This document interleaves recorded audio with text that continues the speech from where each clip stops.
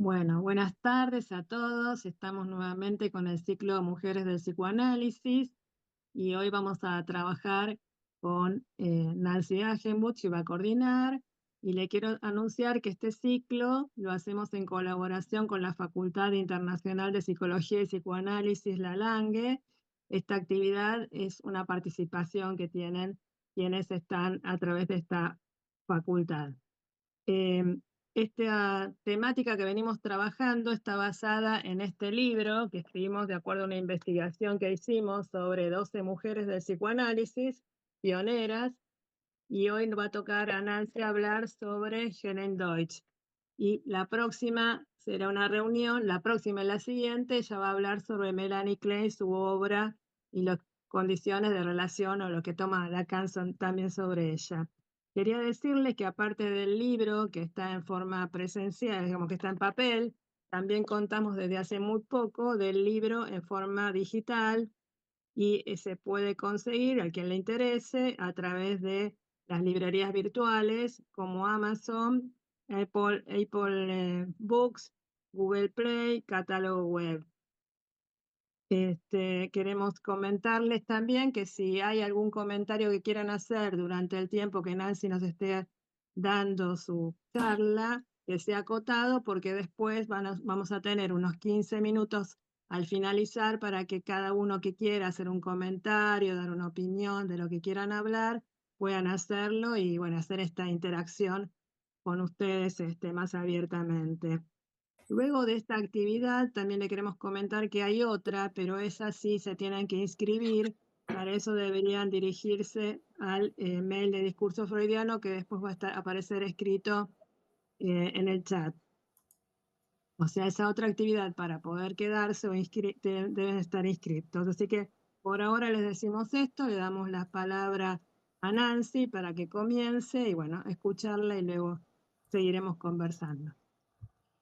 Bueno, buenas tardes a todos. Es un placer continuar con estas mujeres que verdaderamente no dejan de sorprendernos por las colaboraciones y cuestiones que aún hoy en día siguen siendo aportes valiosos. Freud las acogió, las admitió, les dio el mismo lugar que les dio a los analistas hombres y bueno, Lacan las reconoce como valientes, como mujeres que han tenido una clínica muy valiente y muy valiosa, pero la verdad les tengo que contar que yo me sigo sorprendiendo de lo que voy encontrando en ellas, porque siguen siendo algunas cuestiones que son perlitas. Bueno, hoy voy a comentarle los datos un poco quién era Helen Deutsch, ¿no? Y después quiero leerles algunas cosas, no mucho porque en verdad sería imposible en 1 hora y cuarto, como tenemos 1 hora, porque tenemos un ratito después para charlar, que ella es la primer mujer en hablar de la psicología de la mujer. Son 2 tomos, es un tomo gordo. Esta edición es de antigua, pero son 2 tomos gordos. Esta es la edición número 2, o sea, la primera es prácticamente igual a esta, y ella va haciendo qué tomo, yo ahora les voy a mostrar, pero qué fundamentalmente muestra ella en su clínica, muestra los fantasmas femeninos o los fantasmas masculinos que la mujer encarna. Y van a ver qué interesantes los temas. Pero bueno, primero la quiero presentar a ella, quién era esta mujer. Helen Deutsch nace en 1884 en Polonia. Tiene la inmensa suerte de vivir hasta los 98 años, chicas. Así que muere en 1982, nace en 1884 y muere en 1982, así que ella también pudo ir observando algunas cuestiones importantes que fueron surgiendo en la clínica psicoanalítica en distintos lugares del mundo. Bueno, nace en Polonia, nace en una familia judía. Ella tenía, su padre era un abogado prestigioso, su madre está descrita como una mujer autoritaria, inconformista y poco afectuosa, y ella fue la menor de 4 hermanos. Es interesante este punto porque su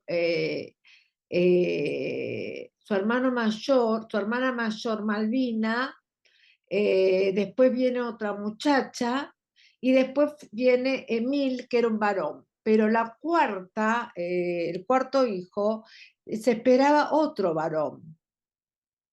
Entonces, ella va a luchar toda la vida, en verdad, por transgredir la prohibición materna.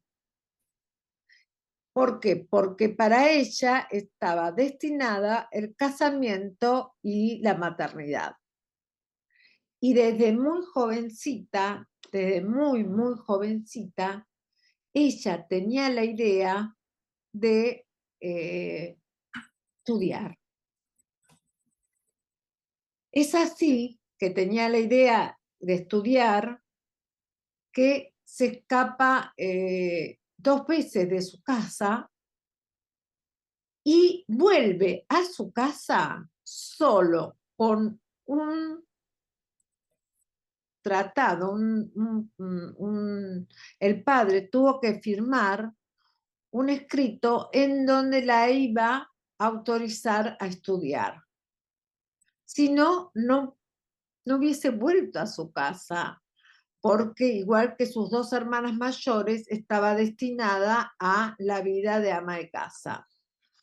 Entonces, ya desde muy jovencita, ella hizo firmar este decreto al padre en donde la iba a dejar estudiar. Y toda la vida, y esto va a ser, sintió un amor importante hacia el padre y hacia su hermano mayor que ella. Era el tercero, pero era mayor que ella, ¿sí? Que van a estudiar juntos con su hermano. Esta dimensión de no ser querida por la madre le dio un rasgo que va a ser uno de los puntos que después se va a analizar con Freud, que es, pues, si bien era de una dimensión intelectual, podríamos decir, mayor, tenía un corte depresivo. Y eso después va a llevarla a hacer un análisis, uno de los primeros análisis que ella va a tener va a ser con Sigmund Freud. Ah, mira vos. O sea que esta, y va a ser uno de los puntos fundamentales en su teoría, en donde va a colocar que la relación de la hija con la madre va a ser determinante en lo que después va a ser la propia maternidad. Es una de las hipótesis mayores, yo lo veo un montón en la clínica, creo que es absolutamente actual, y incluso muchos abortos se producen en relación a este primer lazo amoroso, en este caso, este primer lazo de rechazo, ¿sí? Ella tuvo que vencer varias cuestiones para, después de muchos abortos, quedar embarazada. Pero algo antes de este embarazo y antes de conocer a Deutsch, porque su nombre no era, en principio tenía otro nombre, su apellido era otro, era Rosenbach.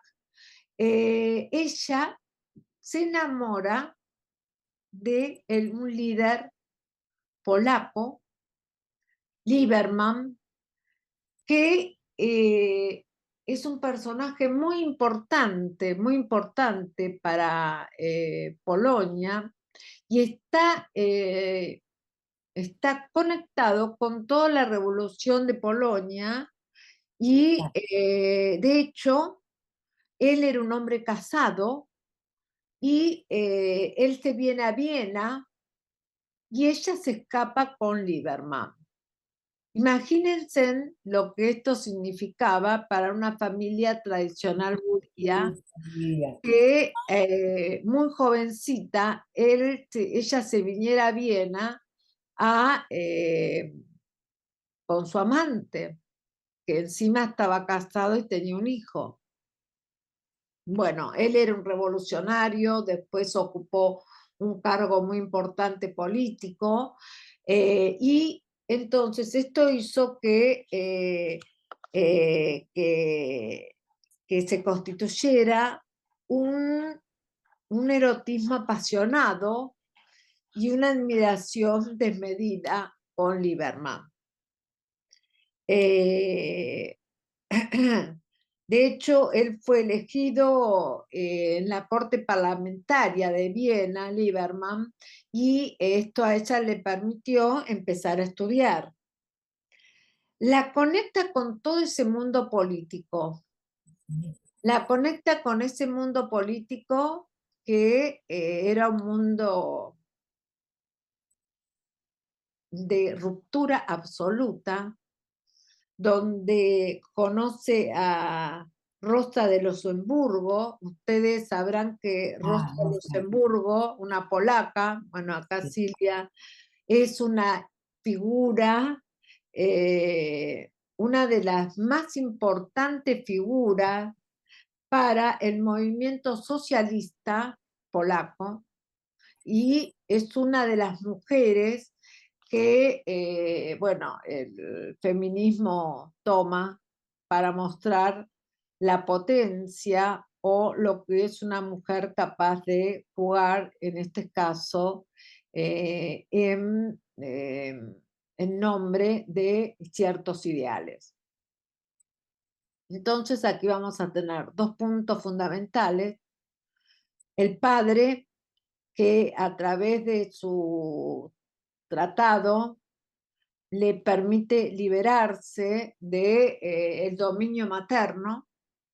Lieberman, que le permite salir de Polonia y acceder a lo que en ese momento constituía el centro cultural y de Europa, Viena, donde estaban los mayores movimientos, y se encontraban estas figuras maravillosas que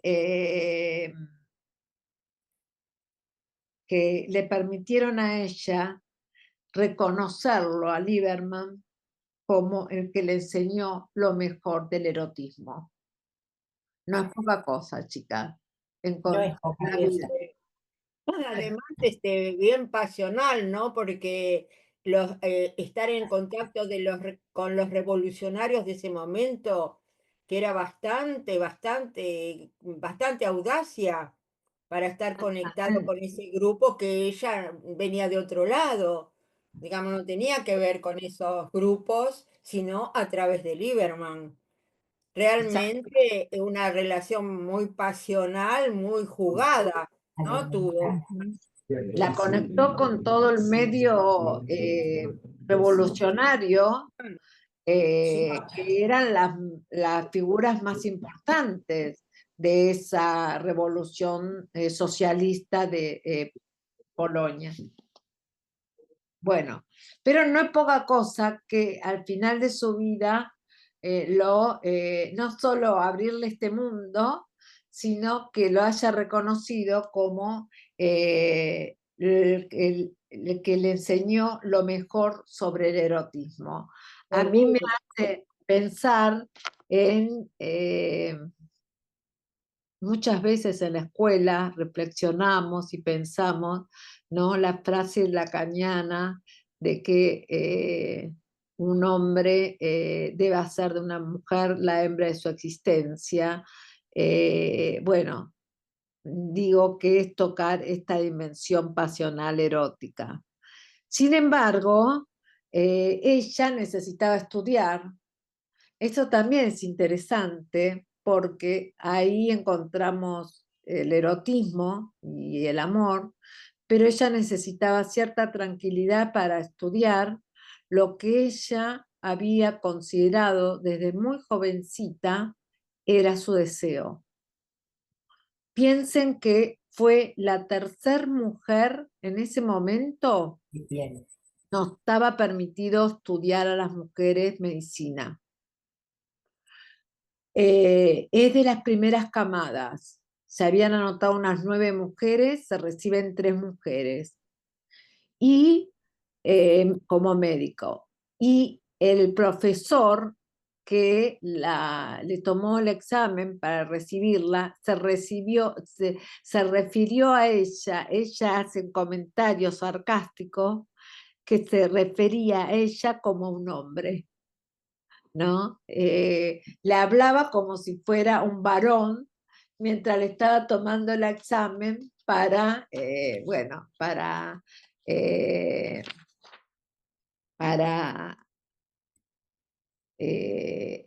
darle el título de médica. O sea Para, que no la reconocía como mujer, no, no, como egresada de la medicina siendo mujer. Claro. exactamente, aún no, siendo bueno. Ella igual, bueno, se recibe de médica, no, piensen, es la tercera mujer en Viena, no en cualquier país. Viena en esto fue adelantado, que permite a las mujeres estudiar, pero aún así con todos los obstáculos que se le presentaban. Pero ella no se queda solo en relación a esto, termina su carrera de médica y se va a estudiar a la escuela de Crepelin. Se va a estudiar allá porque ella quería la especialización en psiquiatría y, y es ahí donde encuentra los primeros libros de Freud y empieza a conectarse con la teoría psicoanalítica.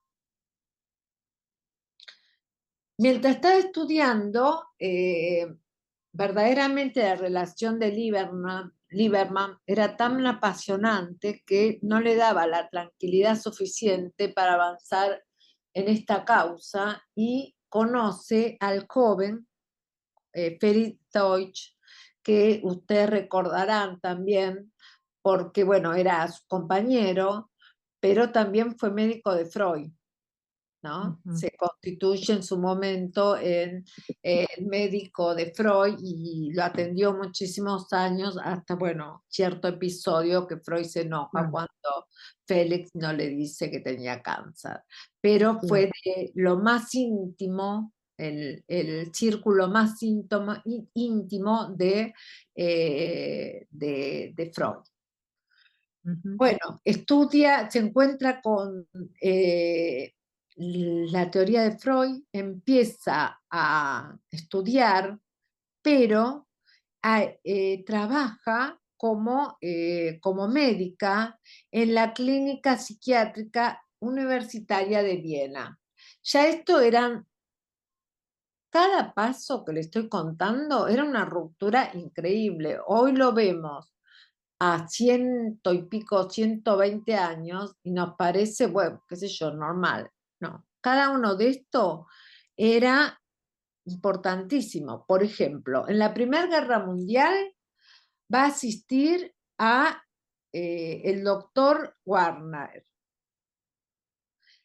Pero como las mujeres no estaban catalogadas como ser médicas, si bien era en Viena, ella le encargan el sector de mujeres y hijos, a las madres y a los hijos de los soldados heridos o muertos, y asistente. En ese mismo año, estamos en plena guerra mundial, ¿no? Del 14 al 19, estamos en plena guerra mundial. Ella está ahí trabajando en la clínica, ocupándose de estas mujeres, de estos niños que habían perdido a su padre o habían visto a sus padres heridos. Y en 1917, después de numerosos abortos, ella queda embarazada y nace su hijo Martín Deutsch, quien va a ser uno de los físicos más importantes de su época y el precursor de lo que después va a ser la televisión. Es interesante porque en ese momento ella tiene una amiga que está embarazada. Entonces, muchos dicen que, bueno, que fue esa identificación con su amiga la que le permitió quedar embarazada. Una lectura posteriori dice que en verdad no fue la amiga o esa identificación con la amiga que quedaba embarazada, sino que la amiga tenía una madre muy amorosa que permitió cobijar y de alguna manera, ¿sí? Conectarse con la maternidad de otra manera que no sea la destrucción. Todo el trabajo que hace ella de aborto va a estar unido a esta hipótesis, fundamentalmente, al lazo de la niña con la madre y a la pulsión de destrucción que hace que la niña rechace al hombre, la niña no, la mujer rechace al hombre y rechace a su producto, el bebé. Bueno, de hecho después no tuvo más hijos que este muchacho, que fue un genio, pero por lo menos yo me imagino esto, ¿no? Que estar ahí en el medio atendiendo a estos pacientes y al mismo tiempo quedar embarazada después de muchos abortos que había tenido y que en esas condiciones tan duras como habrá sido esos años de guerra, poder recibir al bebé y poder acunarlo, acogerlo y que bueno, se transformara en quien después fue.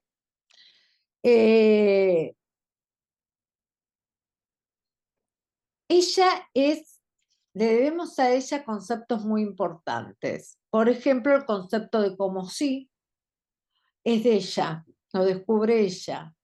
Después sabemos que es un concepto fundamental, el como si, que va a ser utilizado por Lacan para lo que es en la psicosis el concepto de identificación. Pero le debemos a ella el concepto del como si.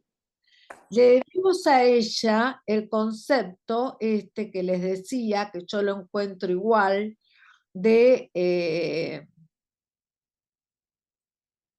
un punto que encuentro de la relación de la niña y la madre, que ya Freud también lo venía trabajando muy fuertemente. Piensen que esto es ella empieza su libro de psicología de las mujeres en 1923,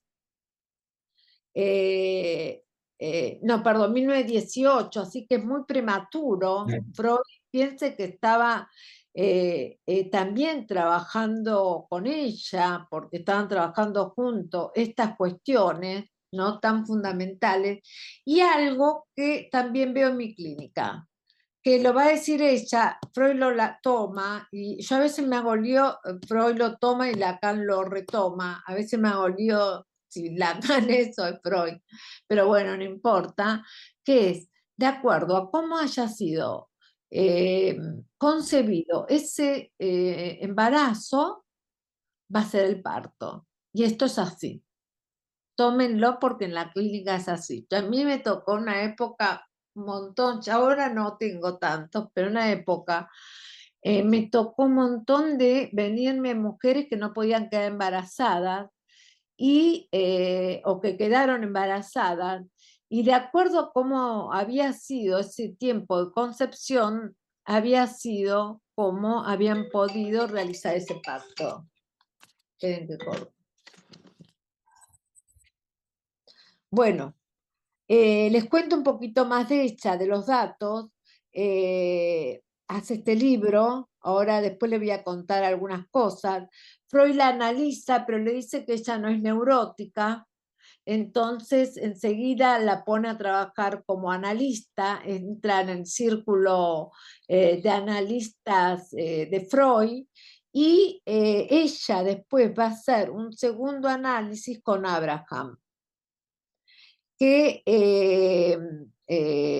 bueno, hace un segundo análisis con Abraham, y ya más adelante, en el 35, empieza a ver, piensa que ella participó y estuvo en el frente prácticamente de lo que fue la Primera Guerra Mundial, y empieza a ver en el 35 que se venía una ola de persecución de los judíos, y en 1935 va a emigrar a Estados Unidos hasta que muere. En el medio se encargó y tuvo a su cargo el instituto en 1922, funda con Freud. Les quiero contar que se hace cargo del instituto de 1922, conjuntamente con su marido, de atención en psicoanálisis. En Berlín, después Perdón, ella... Nancy, Sí, discúlpame. Ese instituto ya creo que fue la directora y sí, formadora, también estuvo Ana Freud y muchos de las analistas que fuimos hablando. Y ese instituto lo que tenía de importante es que era de honorarios o muy reducidos o no se abonaba, ¿no? Era una sí, manera de introducir el psicoanálisis a gentes de bajos recursos.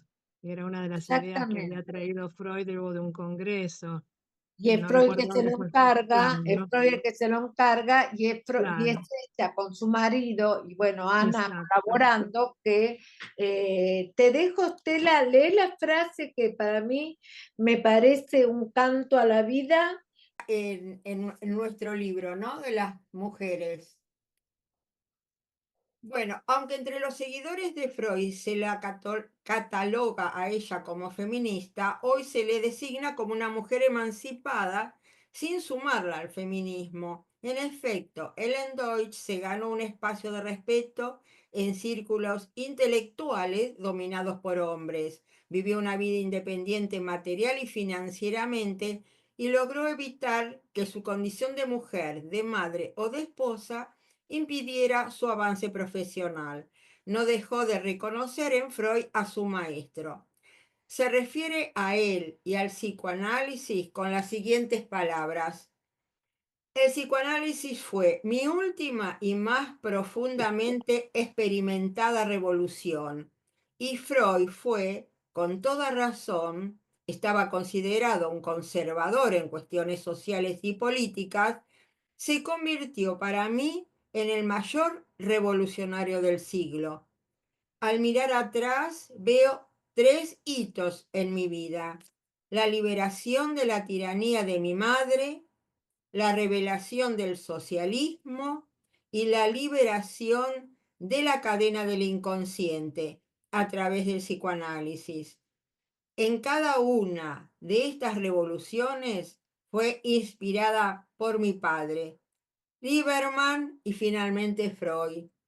Como decía Nancy, ¿no? Estos tres puntales en su vida, tanto su padre como Lieberman y después Freud.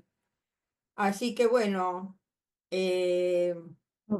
A mí me muestra verdaderamente lo que significó una liberación, ¿no? Lo que significó esta liberación de Freud de las marcas del inconsciente, porque si bien Lieberman le había mostrado el erotismo, no alcanzaban para acceder a, bueno, a su deseo que implicaba tanto la formación como la maternidad.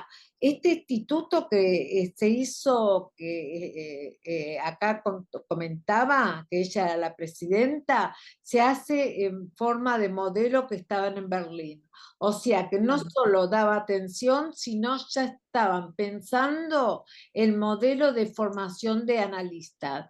Piensen que la analista no era solamente para los médicos, sino que en estos institutos permitían la formación analítica a aquellos que se formaran en el psicoanálisis, fundamentalmente. Bueno, les quiero, porque mucho tiempo veo que no tengo, pero les quiero decir que bueno, conoció a Simone de Beauvoir, no es poco, se analiza con Abraham, como les conté, hasta que muere, está un corto periodo con Abraham, porque justo él fallece, así que no le dio tanto tiempo, pero lo que le rescatamos a ella, ahora le voy a leer algunos de los títulos, pero que ella toma Lacan de ella, eh, que a mí igual me impactó, pero hoy estoy encontrando más cosas que incluso las que dice Lacan, que ella dice que la femineidad, hay cierta disposición masoquista en la femineidad, ¿sí? Esta es la hipótesis que que Lacan dice que ella toma, en parte es verdad, porque ella supone que hay un goce femenino que se localiza en el sufrimiento, sostiene que los deseos sexuales se nutren de fantasías masoquistas, la menstruación alimenta estas fantasías masoquistas, el parto presenta el punto máximo de satisfacción masoquista, los goces de maternidad en tanto incluye ciertos sacrificios y preocupaciones constituyen un inmenso deleite. Escribe Deutsch. ¿Querés leer ese pedacito, Estela? escribe, las mujeres están adaptadas al dolor. Aún desde el punto de vista daburniano, si las mujeres sufren y sufren mejor que los hombres, están más cómodas en el dolor. Es porque desde el punto de vista de la reproducción, ellas padecen en el parto. Vemos que el masoquismo tiene un doble rol en las funciones sexuales de la mujer y su función de reproducción. Sirve, por un lado, a la adaptación a la realidad por el consentimiento del sufrimiento.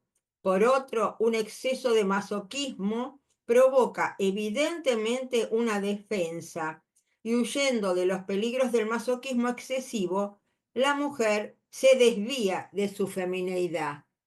Está Bueno, buenísimo esto, ¿eh? y está buenísimo. Bueno.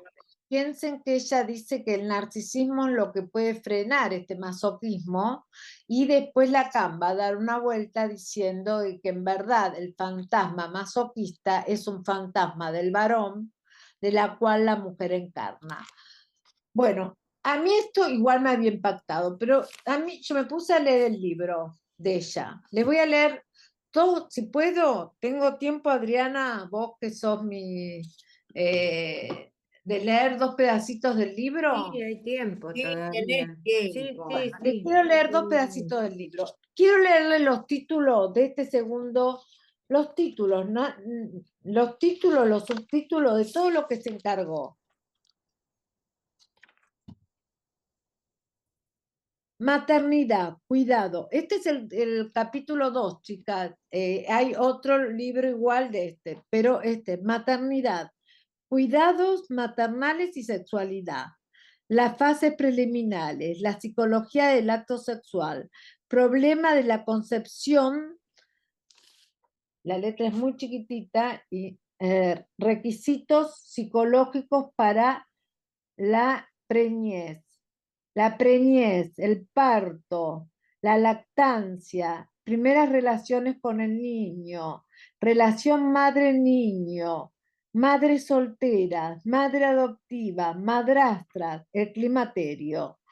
Bueno, tocó una inmensidad de temas que era la primera vez que, si bien Freud había, acuérdense en lo que habíamos visto la vez pasada, todo ese edificio enorme, fantástico que estaba escribiendo Freud, pero estos temas así es la primera que lo escribe. Les quería leer dos casos clínicos, dos pedacitos de casos clínicos de ella, para que vean que si bien ella tiene esta teoría de que el masoquismo es el punto de la o que el masoquismo da como cierta dimensión de la feminidad, a mí me hizo pensar bastante de que si bien ella tiene esa teoría, también considera ese masoquismo como una patología. Un masoquismo en exceso lo constituye una patología. Y en verdad creo que su vida dio cuenta de esto. Nunca se mostró demasiado masoquista. Fue de tomar las riendas de su deseo, fue de tomar las riendas de su erotismo y siguió adelante. ¿Sí? Bueno, les voy a leer un pedacito de un caso clínico para que vean lo que ella considera patología o neurosis, que para el caso es lo mismo.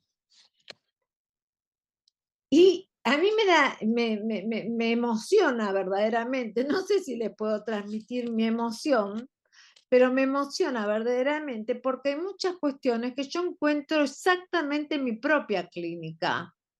Entonces, verdaderamente, esto me toca, ¿no?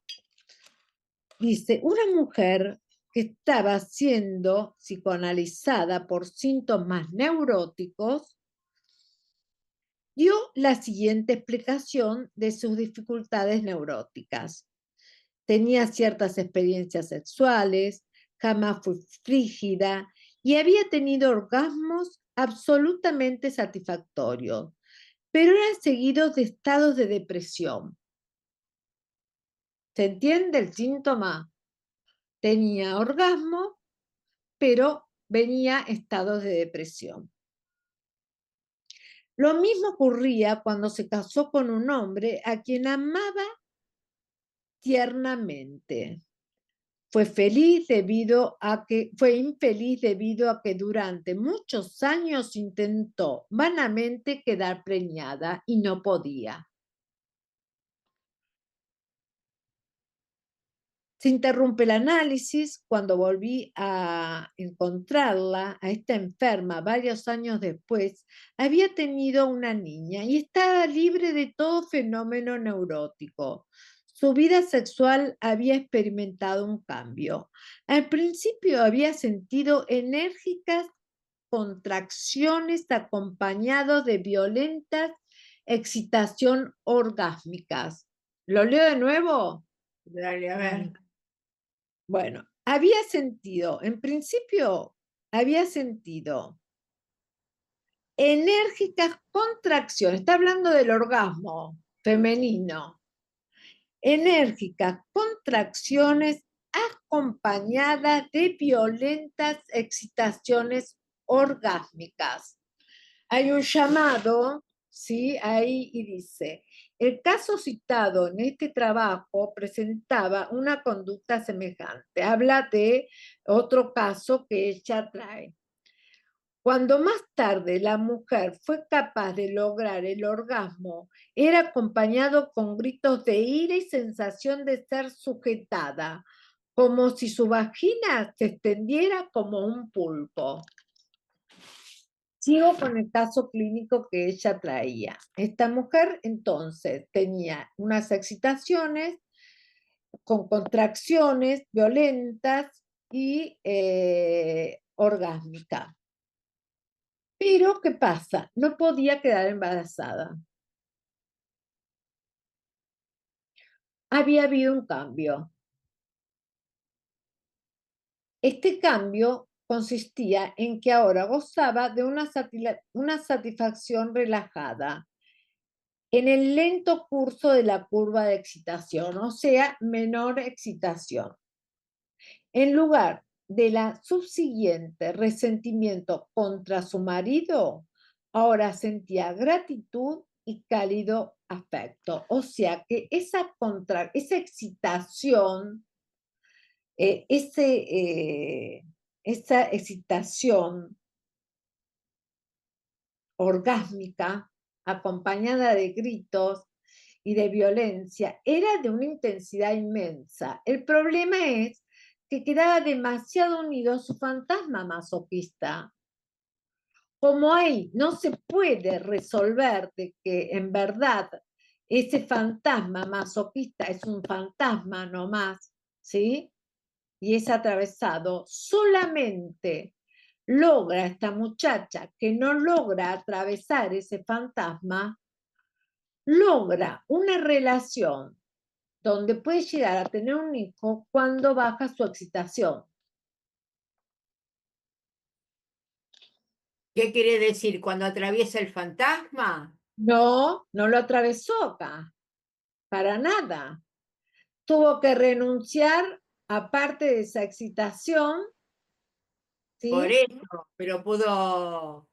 Sí, pero sé que pudo tener un hijo, pudo tener una relación un poco más de gratitud y cálido afecto a su pareja.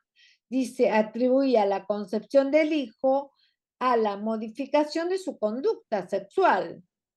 Creo que tenía razón, dice ella. En algunos casos, el vigoroso orgasmo, dice que este vigoroso orgasmo estaba nutrido de una dimensión masoquista y como tal de odio hacia el hombre, de expulsar al hombre y al niño. Es posible que la esterilidad psicogénica de muchas mujeres tenga el origen en el curso emotivamente perturbado del acto sexual. Sin embargo, no he podido descubrir esta relación casual convincente entre frigidez, es decir, carencia de orgasmo y esterilidad. A ver, yo tuve el mismo caso. ¿Qué es lo que escucho?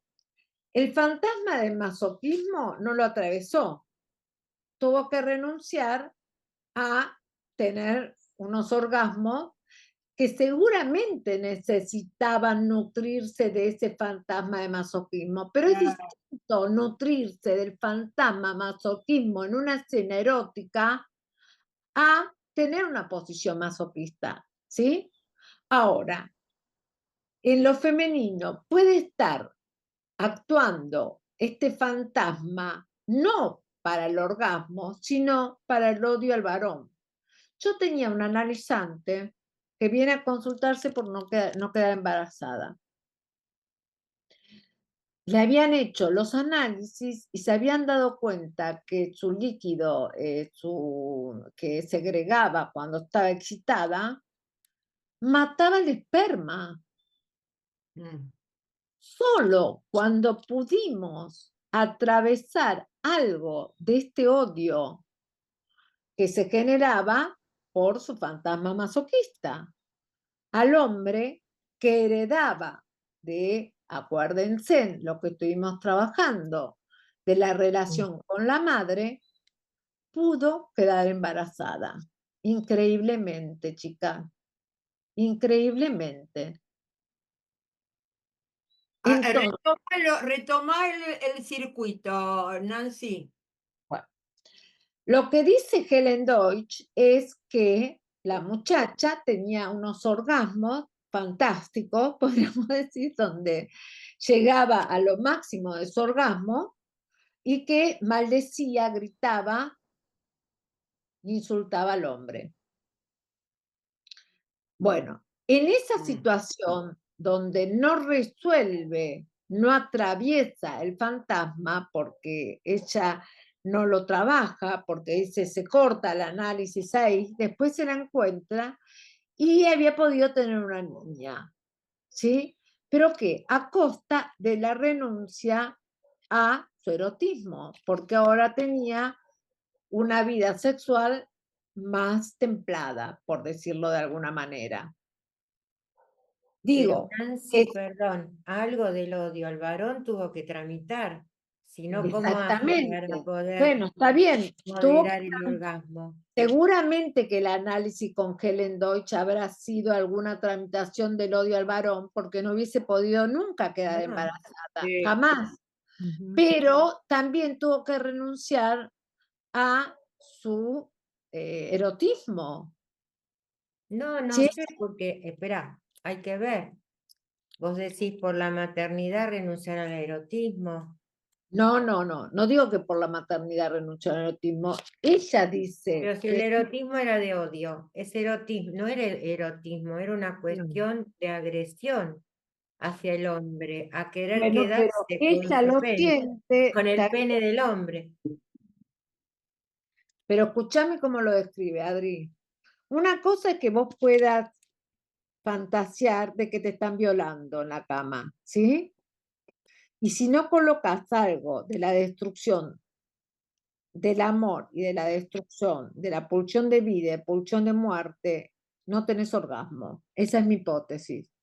Tienen que estar las dos cosas. Ahora, si hay un desanudamiento y va a aparecer la pulsión de destrucción, no hay posibilidad de ni embarazo ni relación con un hombre. Claro, pero ¿Acordarías la conmigo? destrucción, sí, claro, la destrucción, no sé cómo ella lo está, digamos, lo va a desarrollar más. Bueno, acá lo Pero que dice es esto, que al principio que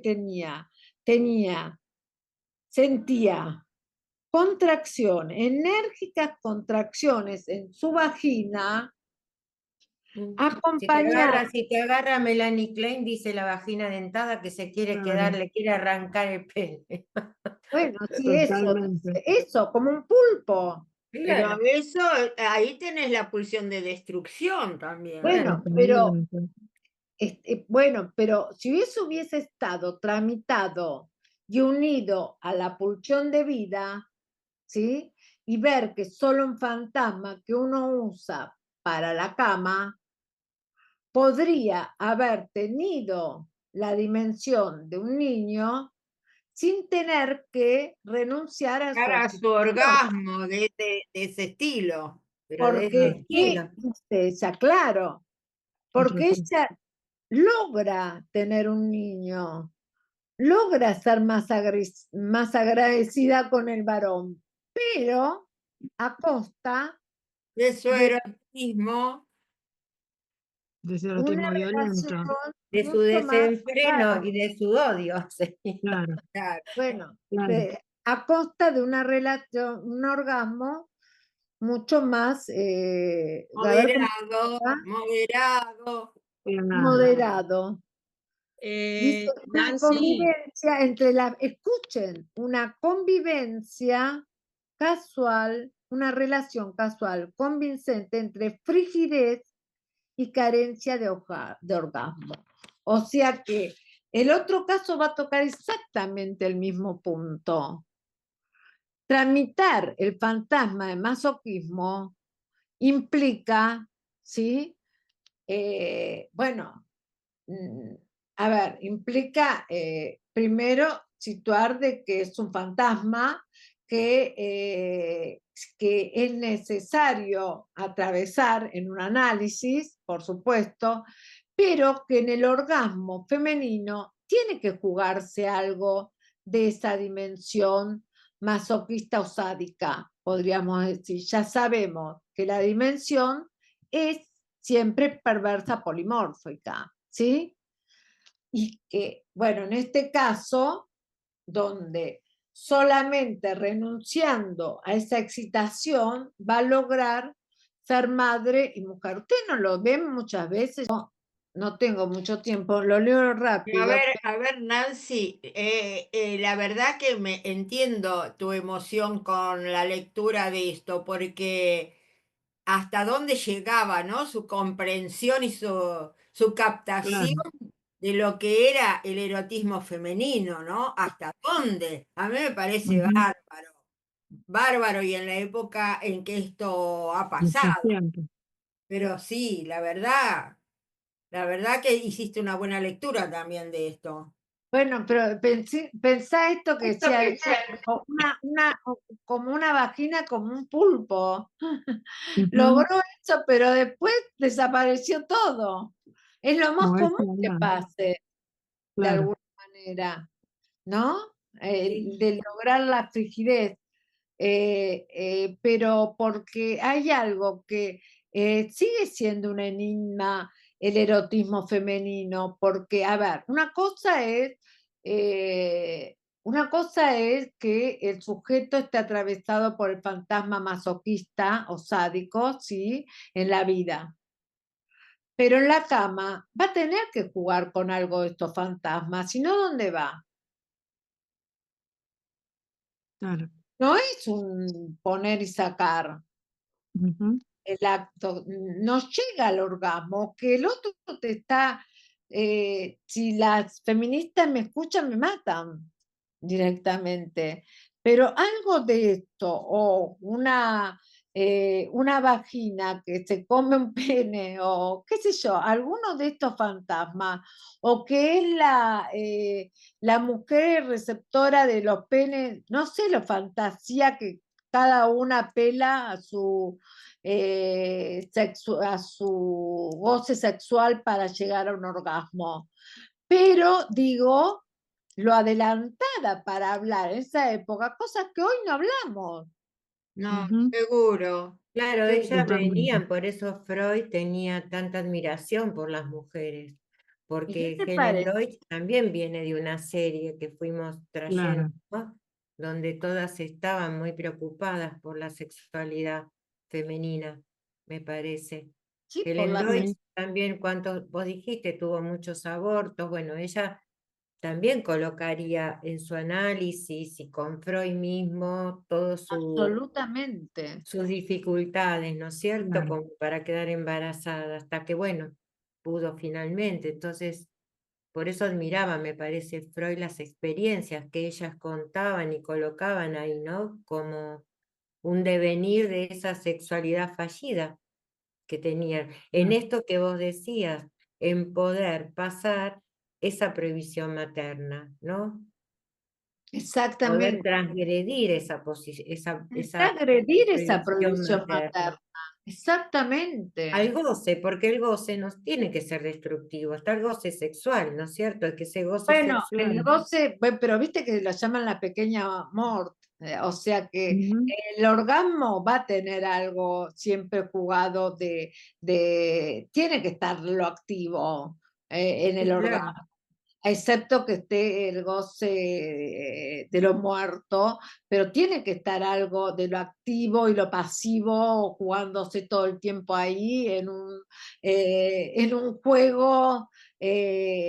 Viste, yo siempre decía a mis bueno, tenía un analizante que tenía unos problemas terribles en relación al acto sexual. Decía, digo, bueno, es como la Mujer Maravilla, uno se da vuelta y queda transformada. ¿Qué sé yo quién es cada uno en ese acto sexual?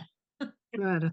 Muy buena. no, no tiene nada que ver. Lo Claro, que sí, para no odiar al hombre, cuando sale del acto sexual, cuando sale de la cama, algo ah, del amor y lo cariñoso tiene que seguir estando, porque esa sería la sí, Ujú. sublimación de esa sí, pulsión, ¿no? exactamente. Claro. Pero Si no, fíjate no. esto, el odio que puede llegar a un hombre, que es el heredado de una mujer, de la madre, que el líquido que genera cuando estás excitada mata los espermatozoides. Sí, Mm, Digo, sí, la sí. Escucha, puta que lo parió, Nancy, ¿cómo? La pulsión cómo los fantasmas tocan lo real, chicas. Exacto. Sí, sí. Cuerpo, Eso es ¿no? lo sorprendente. Nancy, quiero decir esto nada más. Estaba pensando que Lacan, en la lógica del fantasma, que todas se van a acordar, digamos que lo hemos trabajado, en el punto cuando dice, se interroga, ¿puede haber un acto sexual emparentado con el odio? Ah, ¿Te acuerdan? Y dice sí, que es lo Claro. que tú estás planteando Claro. justamente, te ¿no? agradezco a Algo de ese ustedes odio, que trabajaron. digamos, como fantasma que se pone en juego, pero ahí toca un real, ¿no? Está genial eso, Claro que que toca un real. Ahora, si Claro. vas solo, pasa lo que dice Adriana. Si vas solo, pasa lo que dice Adriana. Si alguien Si quiere quieren hacer una comentarios pregunta, de claro. algunas otras personas, intervenir con preguntas, lo que gusten. Pues ya me hicieron un montón de preguntas, pero pueden seguir. Bueno, por supuesto, Bien, algunos vale, otros que a no mí me hayan intervenido. parecía interesante que si puedes hablar, a ver, que tanto que hablaste del erotismo femenino, del goce femenino, obviamente, cuando tomaste la frase de Lacan al pasar, que la hembra sea el dios de su existencia. Si puedes abrir ese punto que me gustaría escucharlo. Pues vos me pedís el final de la película. Bueno, te puedo decir algo. Sí, Yo algo, no quiero que me digas todo. te puedo decir algo. Creo que implica que la mujer atraviese varios fantasmas, ¿no? Primero, fundamental, la mujer tiene que atravesar el fantasma del amo, que es bastante común, ¿no? De que el hombre es un amo. Y se anime a jugar con que, bueno, él puede ser un amo, pero el amo puede ser ella en la cama, ¿no? Y puede demandar el menú que quiera, como él también puede demandar su menú, ¿sí? Esto en relación al erotismo. En relación al fantasma, al fantasma del hombre, una de dos, tiene que atravesar el temor a lo femenino, ya sabemos el tabú de la virginidad, en verdad es el tabú frente a una mujer es siempre un síntoma para un hombre, dice Lacan, porque no la entiende, no la tiene que descifrar, que quiere decir que sea un síntoma, quiere decir esto, que la tiene que descifrar. Ahora, un hombre tiene que, de alguna manera, intentar descifrarla, aceptar que los goces son heterogéneos, que no es el goce, no hay complementariedad entre un goce y otro, ¿sí? Y bueno, de alguna manera juntar su dimensión, como decía Freud, de hembra, de mujer que lo excita y mujer que es tierna, que puede ser la madre de sus hijos, o si no, esto que decía Freud, que es la neurosis del hombre moderno no puede lograr, que lo que no puede lograr es la virilidad, ¿sí? Y que la virilidad es ver en una sola las dos corrientes. Pero para eso tienen que atravesar un montón de fantasmas, uno y el otro, ¿no? Y para poder jugar en la cama el juego que quieran, el menú que quieran, sin asustarse de alguna manera, ¿no? Sin sentir que eso es la vida. No sé si las que Nancy, leyeron la lógica del fantasma pueden dar otra versión. A ver, Adri. Hay no, una pregunta. Esther, vos ibas a leer el comentario. Sí, hay una Ah, pregunta que hicieron, ahorita te lo leo, espera. Dice, ¿el erotismo en lo femenino tiene más que ver con el odio y en lo masculino con la imagen y perdón, con el oído, ¿no? El con el odio, oído, dice, con el con el oído y en oído. lo masculino con la imagen, lo visual. Erotismo femenino más con el oído, en lo masculino con la imagen, lo visual. Esa es la pregunta. Con el oído, Yo creo que se juegan en el erotismo, se tienen que jugar todos los objetos en el caso de tanto del hombre como de la mujer, porque si algo descubre o sitúa Lacan es que la mujer, tanto como el hombre, está castrada, o sea que la caída de los objetos es para ambos, o sea, hacerse ver, hacerse chupar, hacerse cagar y hacerse mirar. Va a estar para los dos estas dimensiones, no es el privilegio, hay que ver en cuál predomina en cada sujeto. Eso tendrá que ver con la cifra de goce de cada uno, ¿no? Y uno lo puede ir descubriendo en su análisis, qué cifra de goce nos habita a cada uno. Pero no creo que solo sea, sí hay es cierto que los hombres a veces no entienden el erotismo femenino, como la mujer también no entiende el erotismo masculino, ¿no? Y que esto no tiene que ver con lo biológico, sino que tiene que ver con todas las diferencias que la semana pasada estuvimos hablando, de la diferencia de constitución en el hombre y la mujer, ¿no? Por lo menos en lo que se sitúa. No sé si contesto. Sí, te sigue ampliando la pregunta. Dice, pienso en la preponderancia de la exposición de cuerpos en las mujeres en las redes para los hombres. Entiendo lo singular que mencionas en cada sujeto. Sí es cierto que la mujer, en tanto no tiene pene, ¿sí? Tiene que ser ella toda, tiene que estar revestida de falo. Y estar revestida de falo significa desde vestirse con un perfume, vestirse con un tul, vestirse con un baile, vestirse con, no sé, con algo sensual, ¿sí? Esto va a haber una preponderancia en la mujer, en tanto no lo tiene, lo es, ¿no? Y lo es esto, no porque lo es en tanto ella puede jugar el juego de los 7 velos, para decirlo de alguna manera. En ese sentido, ella sí puede jugar que para el hombre la mirada va a tocar una dimensión importante. Ahora, es cierto que en la voz habrá que ver en cada uno la subjetividad, pero la mujer también tiene muy unido, ¿no es cierto? Bueno, excepto estos casos, pero la gran pregunta que muchas veces hicimos en análisis, ¿con qué se va en la cama? ¿Se va con el amor? ¿Se va con el deseo? ¿O se va con el goce autoerótico? Si vamos con el amor, vamos a la poesía. Lacan insiste mucho que dice que el psicoanálisis no es un idealismo. Claro. Y que por supuesto está la dimensión de las palabras, pero son las palabras, son el cuidado, fueron tocados, fueron como, no sé, con Olga siempre había una propaganda que era muy bonita, que era de papel higiénico y ponían la colita del bebé, ¿viste? Entonces, bueno, también fue como esa colita fue tocada, fue mimada, fue todo eso, porque eso va a estar, ¿no?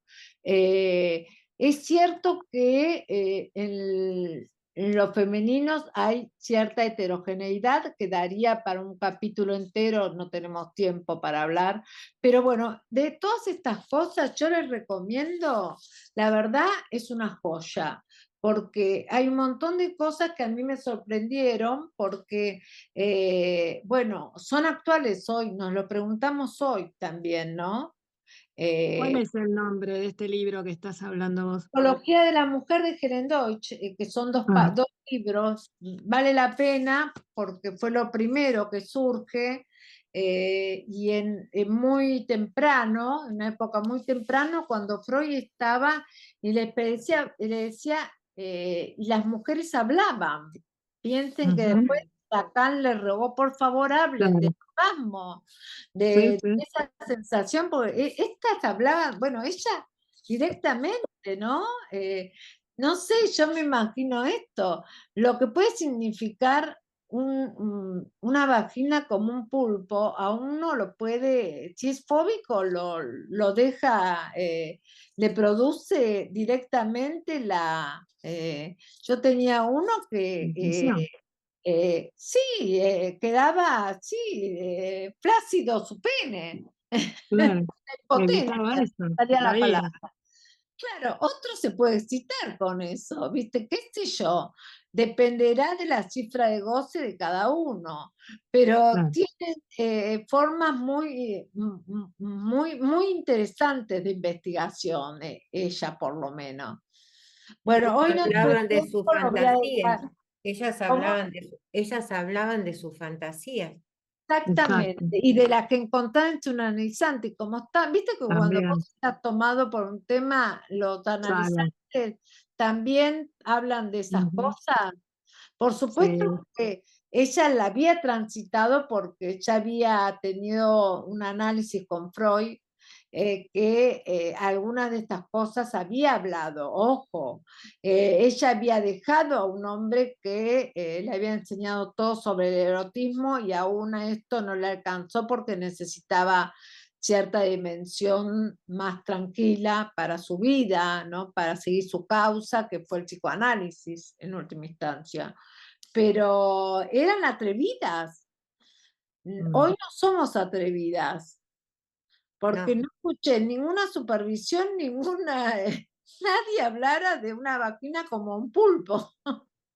de ese modo. Bueno, no, y es Carolina una agradece fantasía de la mujer. Es una claro, fantasía Claro. quedarse con lo que tiene el otro. Siempre la mujer, ¿qué hace? Quiere quedarse con lo que tiene el otro, nunca le alcanza, Obvio. ¿viste? La semana que viene no les voy a tomar porque les había preparado, pero siempre preparo mucho, que ella trabajó también con niños, lo voy a dejar para la sesión clínica seguramente, porque ella también trabajó un montón con niños, no solo con las mujeres. Y bueno, la semana que viene vamos a empezar con el momento de Melanie Klein y quienes acompañaron a Melanie Klein, que también es muy interesante, ¿no? Una figura que es fundamental en la vida de Melanie Klein fue Joan Rivière, que fue que tradujo toda su obra, y una mujer excepcional que voy a empezar a darle algunas coordenadas de ella. Así que bueno, los espero el viernes que viene. Bueno, bueno, Bien, muchas hasta gracias. mañana. muchas